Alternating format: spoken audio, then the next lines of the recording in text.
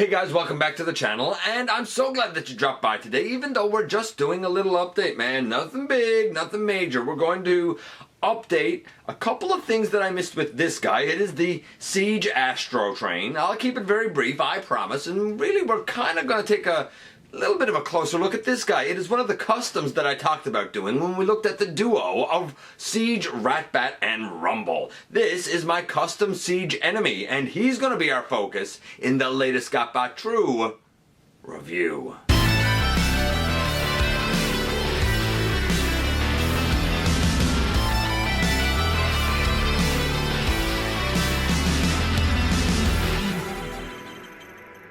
Hey guys, welcome back to the channel. I'm your host, your most humble host, Dennis Moulton, aka GotBot. As always, please like, comment, share, of course subscribe, and while you're at it, that's right, hit that notification bell please, because it lets you know when content of all sorts goes up here on the channel.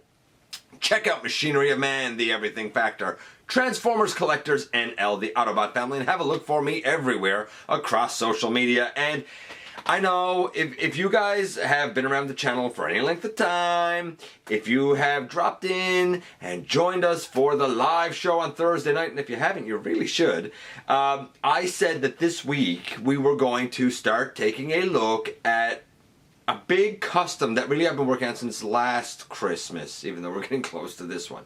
And the plan changed a little bit. I wasn't really planning on looking at these guys yet, but I'm going to, because we got a couple of surprises that showed up in my neck of the woods that I didn't really expect, and they really do take precedence, I think, because they're leading to an important discussion that we're going to have. You can probably guess which two I'm talking about. Siege Astrotrain, I did the review on this guy. I even talked about him on the live show, and there's a lot here to like, but there's certain things that I don't like. He's a little bit controversial. Now, to be fair, I did kind of miss a couple of things in his transformation. I'm going to just show each of those steps very quickly, not the whole transformation or anything like that. It doesn't change his score or anything, but it's worth noting that I did miss these couple of things. This is going to be our bigger focus, and again, he's not going to take very long because we already looked at the mold. This is Rumble, and I have painted him into Enemy. We're going to look at him real fast, but I wanted to find a reason to use this mold, and I prefer the Combiner Wars version, so at the end of the day I was wondering, what can I do with this mold? And I think Enemy is a nice little use for it, or at least it is for me. It's a great little mold. Not perfect, but a great little mold. Anyway, let's head over to the table and take a closer look at this lad. I know. This one is a little bit different because it's an update. We're going to get the 3 points out of the way with Astrotrain first, because when I done his conversion, I missed a couple of minor things. One, actually, in each mode. So I'm just going to show those super duper quick. The first has to do with his leg and his peg, being these two holes right here and this peg back right here. And what I did, and the way it was at a package, was just flip back flat like that, but that's not actually what you're supposed to do. You're supposed to slightly pull it out and angle it in so that his leg looks like this. Admittedly, aesthetically, this does make his leg look a little bit better. Function-wise, well, it's pretty much the same thing. He had almost a 90-degree bend to his knee before. He still has almost a 90-degree bend.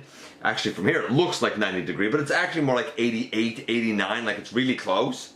So functionally it changes nothing. It just looks a little bit better. Now, that being said, the next issue that we missed has to do with his shuttle mode.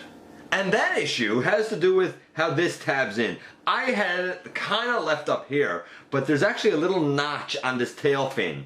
And what you're supposed to do is sort of split his arms a little bit, and this should fit down between them, and then they go sandwiched together around it with that piece coming up so that this stays solidified. So it does actually lock in. Minor thing, but again, it just makes the entire shuttle slightly more solid. Not a big deal, but worth noting. And the last one has to do with train mode.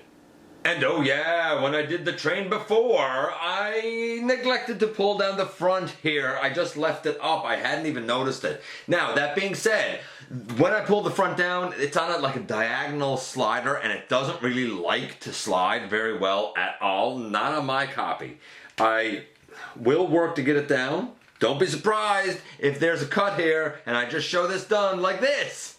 That's right, I took the El Cheapo way out and pulled them down off screen, largely because they're really, really uncomfortably tight on this guy, and at least on my copy, they do not like to slide well at all.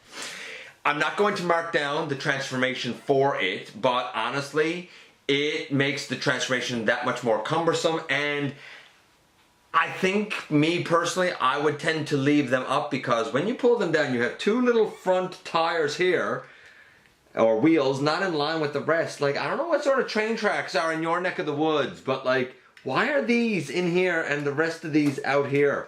I don't think that that's particularly well done. I don't think it's particularly well thought out.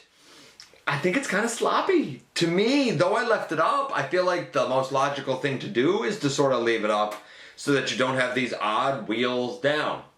Maybe that's just me, but I feel like maybe these should have come down and maybe pull out to align the wheels with the rest of them on the side. Maybe that's just me being hard on this thing. But of course, that's not the star here. That was just 3 little points of transformation I wanted to mention.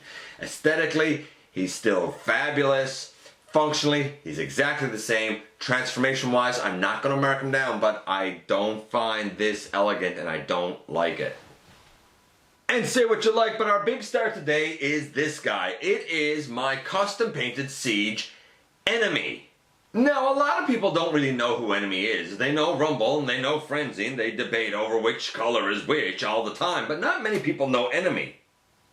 Enemy is apparently somebody who, like, puts himself in opposition of everybody. Like, people don't like him, and, like, he's cool with that. Like, he wants to not be liked. He takes the name Enemy, like, real seriously. He takes it to heart.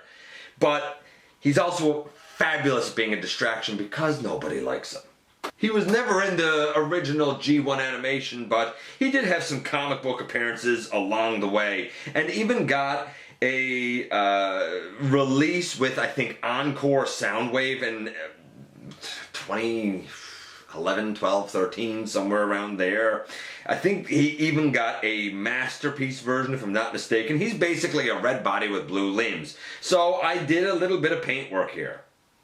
Now, why does he have the name Enemy? There's a long history that goes right back to the micro change line, and this is an unused color scheme apparently from that.